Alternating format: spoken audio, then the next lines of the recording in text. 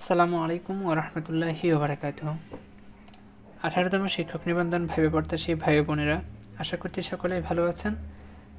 বিশেষ করে আপনাদের ভাইবার কথা চিন্তা করে এবং আপনাদের কমেন্ট বক্সের রিপ্লাই থেকে কমেন্ট বক্স থেকে আমি একটা ভিডিও করছি। সেটা হচ্ছে সময়ের ট্রান্সলেশন নিয়ে এবং আরও কিছু গুরুত্বপূর্ণ 2-3টা সেন্টেন্স নিয়ে।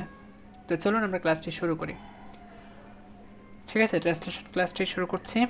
এখন কয়টা বাজে, যদি আপনাকে ভাইবা পড়ে প্রশ্ন করা হয় এখন কয়টা বাজে, আপনি বলতে পারেন হোয়াট টাইম ইজ ইট। দেখুন অনেকে এখানে নাও শব্দটা বলতে বলেন, তো আমি বলবো কি ইজ দ্বারা কিন্তু আপনাকে প্রেজেন্ট টেন্সটাই ইন্ডিকেট করছে। ঠিক আছে, সুতরাং এখানে নাও বলাটা প্রয়োজন নেই।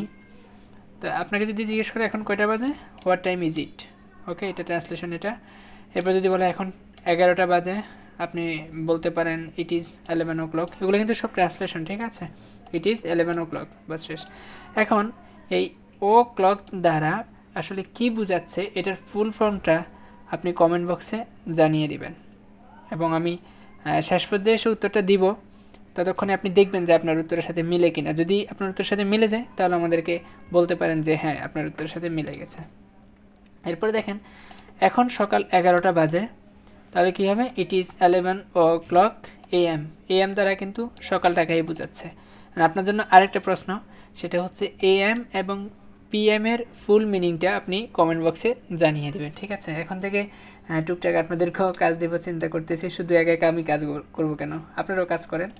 তাহলে এখন সকাল 11টা বাজে, এটার এই অনুবাদ কি, ইট ইজ 11 o'clock AM। এরপরে বলা হচ্ছে এখন রাত 11টা বাজে, তাহলে হবে কিন্তু PM, it is 11 o'clock PM।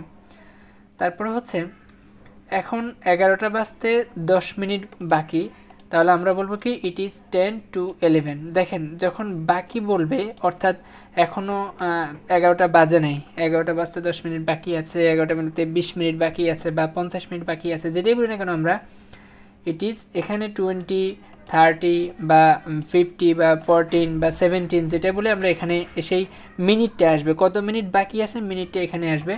It is 10 to 11, এখানে কয়টা বাজতে বাকি আছে সেই জিনিসটা আমরা বসাবো। ঠিক আছে, তো এটাই হচ্ছে আপনার উত্তর। এরপর আপনাকে বলতে পারে যে এখন 11টা বাজে 10 মিনিট, অর্থাৎ সবসময় যে বাকি থাকবে বিষয়টা তো এরকম না, 11টা বাজে তো আবার কামও হবে, তাই না? তো যখন আপনাকে বলা হবে এখন 11টা বাজে 10 মিনিট, তাহলে আপনি কি বলবেন, ইট ইজ ফাস্ট 11। ঠিক আছে, 10 past 11, তার মানে আপনার টু হচ্ছে বাজতে বাকি আছে, আর পাস্ট মানে কি অতিক্রম হয়ে গেছে, 11টা বেজে 10 মিনিট হয়ে গেছে, তাহলে 10 past 11। ঠিক আছে, মিনিটটা বসবে শুরুতে, তারপরে পাস্ট, তারপরে ঘন্টাটা বসবে। ওকে, এখন আসেন আপনাকে বলতে পারে এখন 11:15 বাজে, অর্থাৎ 11টা বেজে 15 মিনিট বাকি আর কি। ঠিক আছে, 11:15 মানে কি 11টা বাজতে 15 মিনিট বাকি আছে। তো 15 মানে হচ্ছে কোয়ার্টার, আমরা বলবো ইট ইজ কোয়ার্টার টু 11। টু তো আমরা জানি যখন বাকি আছে বুঝে যখন টু বসে। এরপর আপনাকে বলতে পারে যে এখন 11:15 বাজে, 11:15 বাজে মানে কি 11টা বেজে 15 মিনিট হয়েছে, তাহলে আমরা বলবো 11টা বেজে 15 মিনিট। দ্যাট মিনস হচ্ছে মানে পৌনে মানে কি সোয়া মানে কি quarter, it is quarter past 11, past মানে অতিক্রম হয়ে গেছে, অর্থাৎ কোয়ার্টার অতিক্রম হয়ে গেছে, 11টা 15 মিনিট হয়ে গেছে। এছাড়া আপনাকে বলতে পারে যে এখন 2:30 বাজে। দেখুন 2:30 আমাদের সব অঞ্চলে নাও বলতে পারে, এই জন্য আমি বলে রাখছি 2:30 মানে হচ্ছে 2:30, আপনি বলবেন ইট ইজ 2:30। ঠিক আছে, ইট ইজ 2:30, অর্থাৎ অর্ধেক মানে কি হাফ, আপনার 60 মিনিটের অর্ধেকই তো 30 মিনিট, তাহলে এটি 2:30। আর যদি বলে 1:30 বাজে অর্থাৎ বেজে গেছে, তাহলে আমরা বলবো ইট ইজ 11:30। ঠিক আছে, এরকম করে উত্তর করব। এছাড়া আর দু একটি আমরা ট্রান্সলেশন দেখি, যেমন বালিকাটা দেখতে তার মায়ের মতো, এই ট্রান্সলেশনটা ছিল, একজনকে জিজ্ঞেস করা হয়েছিল। তো আমরা বলবো the girls takes after her mother. Take after মানে কি মতো বা অনুকরণ বা দেখতে একই, এরকম বুঝে আর কি। ঠিক আছে, the girl text after her mother, দেখতে তার মায়ের মতো। এরপর আমরা বলতে পারি আমি এখানে ভাইবা দিতে এসেছি, এটা ইংরেজি করেন, তাহলে আমরা বলবো I have come here to appear for the viva বুঝে। ঠিক আছে, to appear for the viva বুঝে বলতে পারি, টু প্রেজেন্ট বলতে পারি, বা টু অ্যাটেন্ড বলতে পারি, টু পারফর্ম বলতে পারি। তো টু অ্যাপিয়ারটা হচ্ছে বেস্ট মনে হয় আর কি। ঠিক আছে, I have come here to appear for the viva বুঝ। ওকে, আমার চোখে চশমা আছে, I have glasses on my eyes. তো আমি আপনাকে একটা প্রশ্ন করি, সেটা হচ্ছে কি আপনি এটা ট্রান্সলেশনটা কমেন্ট বক্সে জানিয়ে দিবেন যে আমার হাতে ঘড়ি আছে, এটার ট্রান্সলেশন কী হবে সেটা অবশ্যই কমেন্ট বক্সে জানিয়ে দিবেন। আর যদি না জানা থাকে তাহলে বলবেন, তাহলে আমি আপনার রিপ্লাই সঠিক উত্তরটা দিয়ে দিব ইনশাল্লাহ।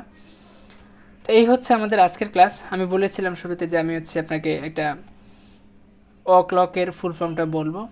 ক্লকের ফুল ফর্ম হচ্ছে কি অফ দ্য ক্লক, ঠিক আছে। আমরা অনেকে বলি যে অন ক্লক বলে, ওভার ক্লক বলে, আসলে ক্লক দ্বারা অফ দ্য ক্লক বোঝায়, ঠিক আছে। তো এই হচ্ছে আমাদের আজকের ক্লাস। দুই একটা কাজ দিয়েছি আপনাদেরকে। PM AM এর পূর্ণরূপটা আপনারা কমেন্ট বক্সে জানাবেন। আমার হাতে ঘড়ি আছে, এটার ট্রান্সলেশনটা কমেন্ট বক্সে জানাবেন। আর এরকম আর কোন বিষয়গুলো গুরুত্বপূর্ণ বলে মনে হয় আপনার, কমেন্ট বক্সে জানাতে পারেন। চেষ্টা করব আপনাদের গুরুত্বপূর্ণ টপিক্সটা নিয়ে আলোচনা করার জন্য। আমার জন্য দোয়া করবেন। আল্লাহ হাফেজ। আপনার জন্য দোয়া থাকলো। আল্লাহ হাফেজ। আসসালামু আলাইকুম ওয়া রাহমাতুল্লাহি ওয়া বারাকাতুহু।